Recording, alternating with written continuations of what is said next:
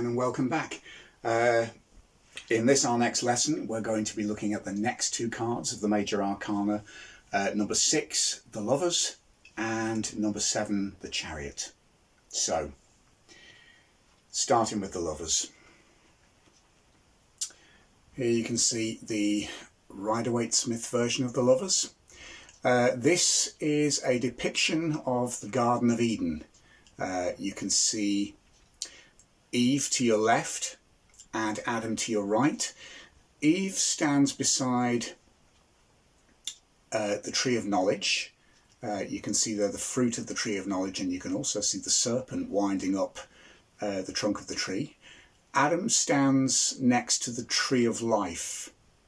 And what we see here is depicting moments before the fall, as we know it within the mythology of the book of Genesis. No apple has been exchanged and they haven't been cast out of the garden. So you can see the angel above them in the clouds. Hair looks like it's flames, so the angel is actually quite fearsome in its appearance, emanating fire, in front of the light of a full radiant sun. Arms reached out in blessing over our lovers, Adam and Eve. So that's the Rider-Waite-Smith depiction. It's interesting, of all cards, this is one that actually shows a lot of variation over the ages and actually how the imagery has evolved. Let's look at one of the earliest depictions from the Visconti deck. This is a more classical image. We see what looks like a pair of courtly lovers, very well dressed, basically holding hands and standing under the figure of Cupid, who you can see, there's no bow in this image, but 2 arrows. And I think this is a part of the myth of Cupid that tends to be forgotten. He didn't just fire golden arrows, which would pierce the heart and induce love. He was also known to fire, I think they were lead arrows, which could induce hatred and revulsion. So it's interesting when you look at this image, it deals with the duality of love and hate. It deals with the fleetingness of, the potential fleetingness of infatuation, the fickleness of love. There is also a choice in this, You can be smitten with the golden arrow. You can speak all the words of commitment and love and devotion. But then what happens when, what happens if that fades or if it begins to turn sour? How do we choose? Do we walk away? Do we honour our commitments? There's a simple image, but with a lot of profound questions in it. So that image actually begins to evolve further when we look a little bit ahead. I have a 1700s image from one of the Marseille decks here. Now this is an even more interesting take. You can see one male figure in the centre flanked by 2 female figures, and obviously Cupid in the clouds above, about to fire his arrow. Now the figure on the right looks young. She has flowers in her hair. When you look at the woman to the left, she looks older, more experienced, and she's wearing what looks like a laurel wreath. So what I think this is depicting the choice. This is the choices of a man faced with multiple possibilities of lovers. There is, purity and virginity and youth on one side, wisdom, experience, and maybe not so much innocence on the left-hand side.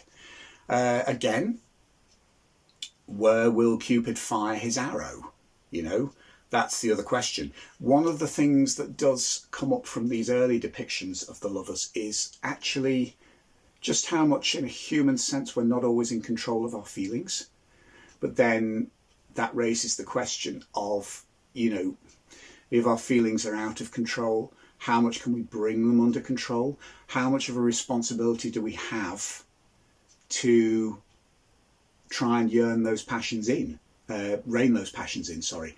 It just seems such a simple card, but the more you look, the more questions, the more choices, the more dilemmas there are within this. And actually, isn't that love? You know, love is not, it's a very basic drive, but it's not a simple thing, a simple feeling or a simple concept.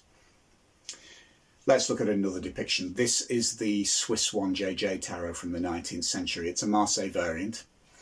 I do wonder with this whether the person who actually designed this image made a deliberate substitution, or whether he actually had misread some of the earlier woodcuts and actually, as a result, you know, created actually quite a significant variant. It looks the same on first glance, but actually, rather than being two women, I think the figure on the left actually looks like a man, and he looks like an old chaperone, or maybe this is the girl's father.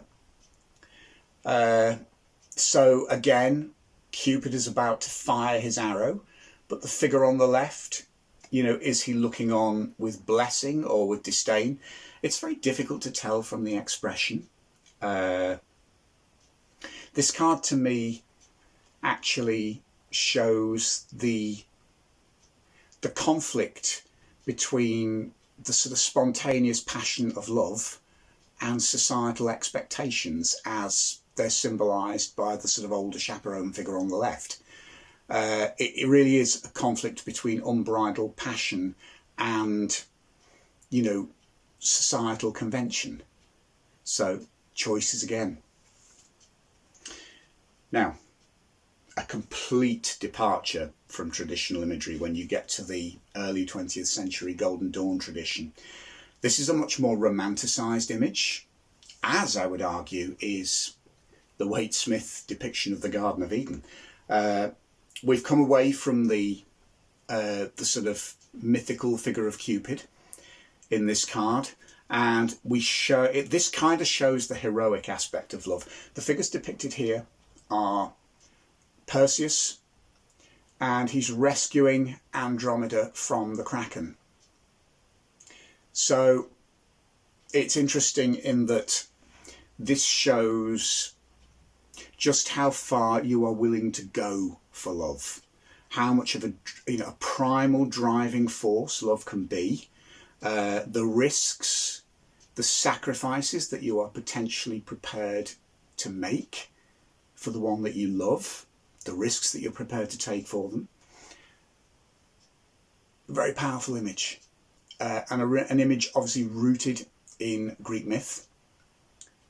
So yeah, a big departure from previous images, but again, it engenders the same principles, you know, passion, choice, you know, boundaries, how far will you go?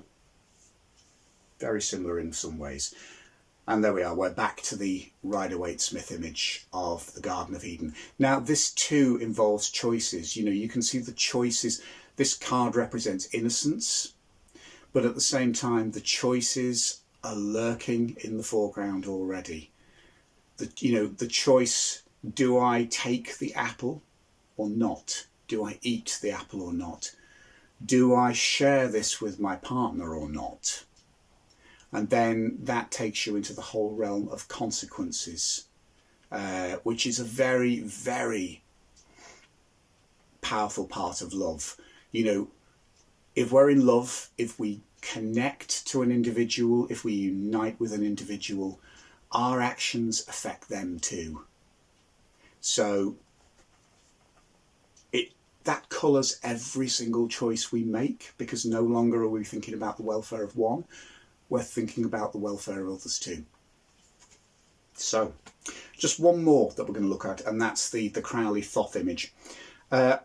More similar to the Waite-Smith than to the others, but subtly different again. There is the same triad arrangement here that we see in the Waite-Smith. That's something I'm going to come to in a minute. Two lovers presided over not by an archangel, but by the figure of the creator blessing their union. There's very much the emphasis here is not just on sort of uniting within love, but also the unification of opposites.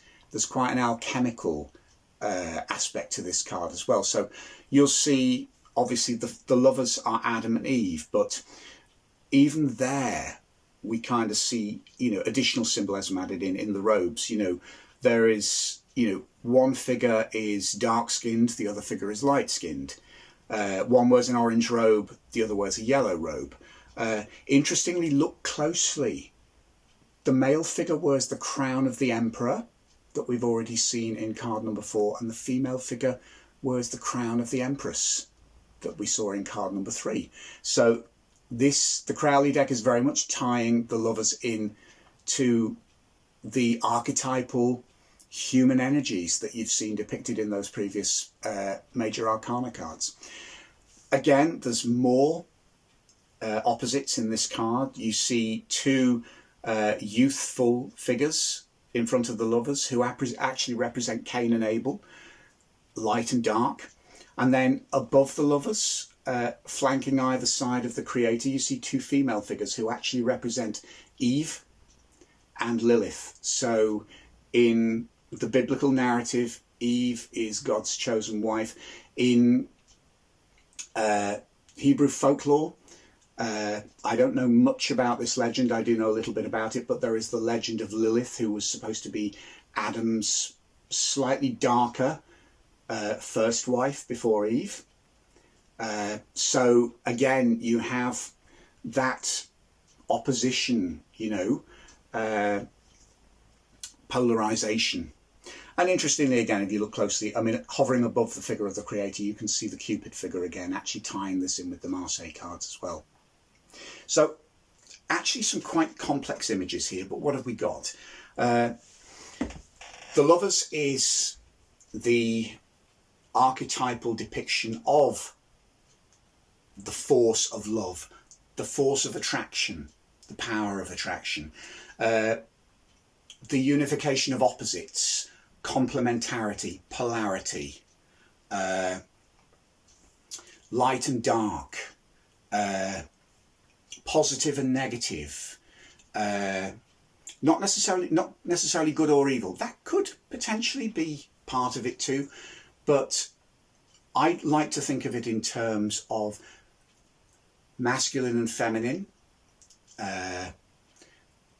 proactive and receptive, penetrative and receptive, all of those things that actually represent the unity of opposites.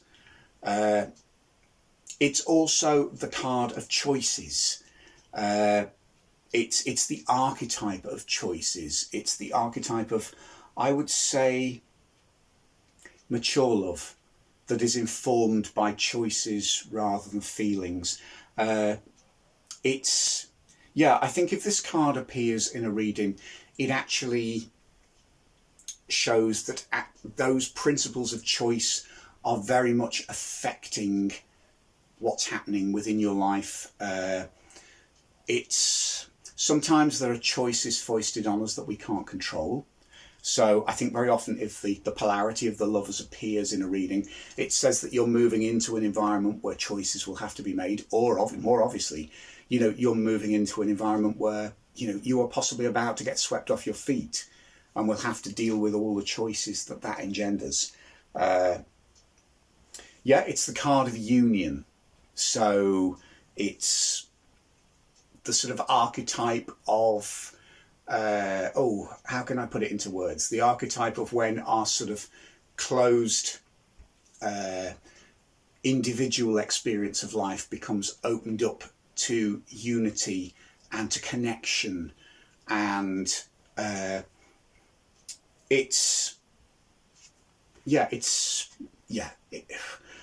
won't bring loneliness into it because I don't, I'm kind of tempted to, but, when the lovers appears, I don't think that that's not going to banish loneliness. It is, it's about connection and all of the joys and perils that it brings is probably a better way of putting it. So, I could go on about that card for a lot longer and I probably still wouldn't exhaust it. So hopefully I've actually covered all of the basics that you would need to know.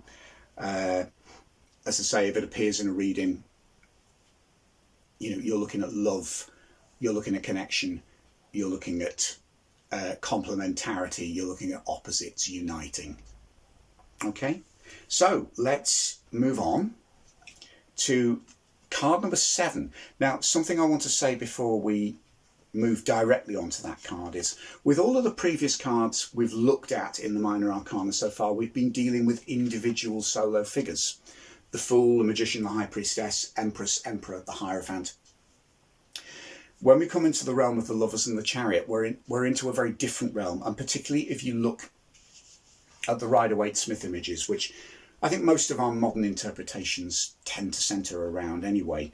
You've gone from depictions of individuals to actually what we now have here is depictions of triads. Now, in the Lovers, we see 2 figures presided over by an angel. Okay, in the Chariot, we see the 2 beasts drawing the chariot, presided over by the charioteer. So the dynamic that's being denoted in these next 2 major arcana is very different from the previous 2. This is about interaction and consequences. Okay, let's have a look at this anyway. There's a lot of hidden details that I love in this card. The basics: the charioteer, the chariot drawn by a white sphinx and a black sphinx. Now, the chariot itself has a canopy of blue, which is embroidered with stars. So that gives it an almost celestial divine implication. Okay, the charioteer himself is crowned not just by a laurel wreath, but a crown with a star in its centre. So again, you get the sense of divine power. I think this ties in latterly to the star card, which we'll come to later as well. The chariot itself has 2 very interesting symbols on the front panel. It's a shield, which is topped by the orb of the sun, which is winged. So winged energy is momentum. That's very much what the chariot is about. Think of the energy of the sun, but in swift motion. Okay, so this is a very powerful energy. Now, that winged sun actually presides over a shield with the symbol of the lingam and yoni. It's basically a disc with a hole through it, and through the hole is a rod. So that is a symbol of the male and female genitalia. So we immediately know that we're into the realms of libido and sexual energy. The chariot is symbolizing the power of that energy. So that actually links this card very strongly to the one that's gone before, the Lovers. Okay, so if with the Lovers we have the potential of love, the potential of union, the potential of sexual union, and all of the choices and conflicts and lessons that come with that. The chariot is about learning to harness and control that energy and direct it. So let's look at the beasts. Sphinxes, one black, one white. The Sphinx spoke in riddles, and you had to decipher the riddles at your own peril, basically. If you lost, dire consequences. So, a white sphinx and a black sphinx. Make of that what you will. I see that as, it's the classic light and dark, isn't it? Earlier depictions show horses, but think of it in terms of truth and deception. Now that's a very powerful concept when you begin to think of the libido. Also, in their most basic sense, think of the black and the white showing opposite polarities, opposite directions. So, when this chariot surges forward, these sphinxes have the potential to pull in opposite directions. The chariot actually in this image is stationary. What it shows you is that the charioteer has learned to harness and control and subdue the sphinxes, thereby bringing the chariot in control. When this chariot moves forward, it will move forward in a swift but orderly fashion. So, what can we say about this? The chariot... Oh, just something else I want to point out before we go any further. There's lots of other, sort of magical symbols in the detail here, which I'm not, to be quite honest, I'm not sure what they mean. But one important thing, you can also see the duality on the shoulder plates of the charioteer's armour. You can see two moons, one on each shoulder. One is smiling, one is grimacing. Happy, sad, light, dark. Duality again. It's a really lovely touch. Again, the fact that we've got those moon symbols kind of takes it into the realm of the unconscious as well. So maybe this is actually, as the unconscious emerges, we have to bring it into line with the conscious. We can't let it run amok. We have to channel it constructively. So, yeah, what is this an archetype of? I think it's an archetype of, it's first and foremost an archetype of victory, but that's not victory in battle, that's actually victory in determination, This is victory through skill, victory through self-discipline, victory through self-understanding, all of those things that it takes to actually channel our passions, our libido, our creative energies, our powers constructively and for the good. This is somebody whose energies doesn't run amok, doesn't run out of control, and is actually well disciplined. So, yeah, this is an archetype of freedom through discipline, freedom through boundaries, successful channeling. It's actually a powerful archetype of swift energies. That's what the sun, the winged sun, is about there. It's a very powerful archetype of human sexuality. Mature sexuality is not the word. You can show that level of maturity whether you're young or old.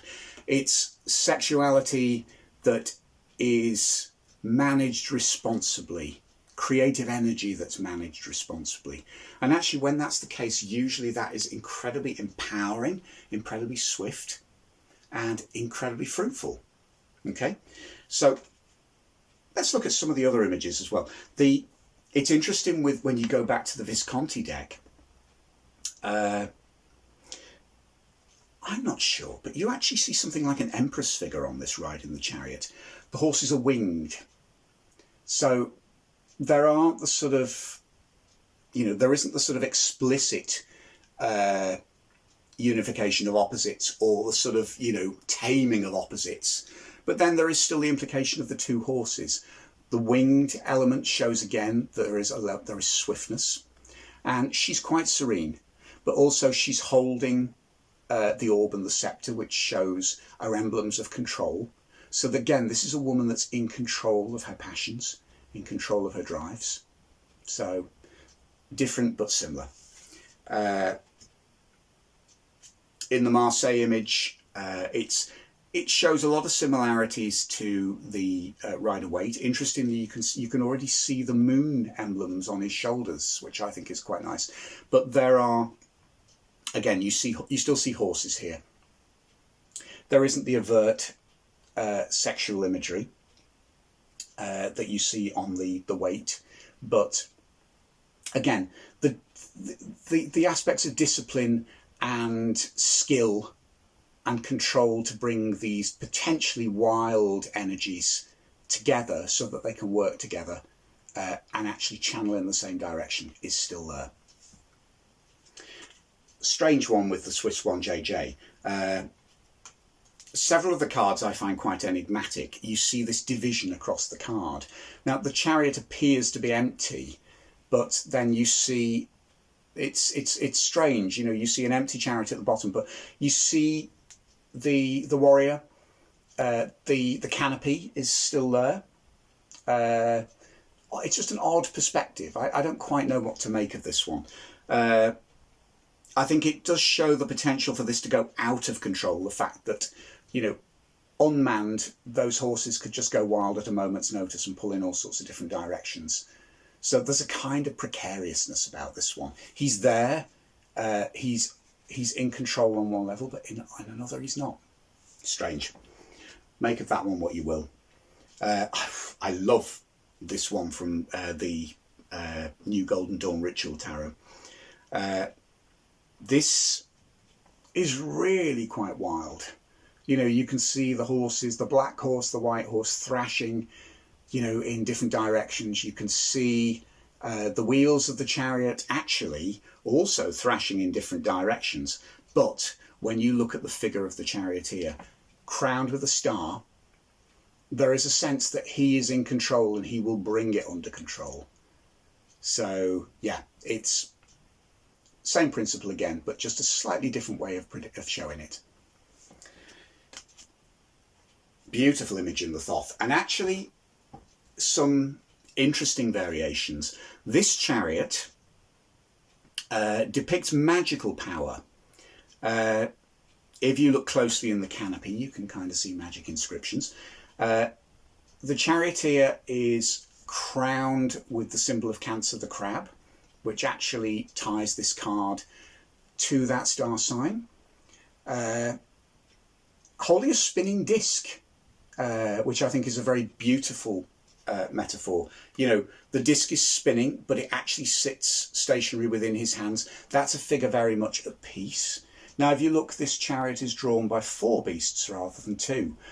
You have the eagle, the lion, the bull, and the human being. But it's a sort of odd one. They're all winged, but you have the head of one beast, but then you have the body of one of the other beasts, the claws of another. So they're kind of all mixed and matched, if that makes sense. But each of those beasts are the classic representations of the 4 elements, the 4 directions. So this has very powerful magic connotations, because if you think of earth, fire and water as the basic elements within magic that the magician or the person practicing that magic seeks to bring under control and to channel, that's what this figure is doing. You know, all of those elements act in different ways and pull in different directions, but he has brought them into unity. So, to sum up, the chariot is the archetype of, I would say, discipline. You know, it's the archetype of all of the raw energies of the universe being channeled in a way that is harmonious. And that's actually taking energies that would normally be at war and actually channeling them so that they can move forward together in actually quite a peaceful way, if that makes sense. Peaceful, not being calm. But yeah, I would say look to the aspect of 3 in these 2 cards. You know, it shows that we're no longer into the realms of a single force. You know, the archetypes that are represented here actually rely on the interaction of other forces. You know, this is the interaction of the masculine and the feminine, the light and the dark.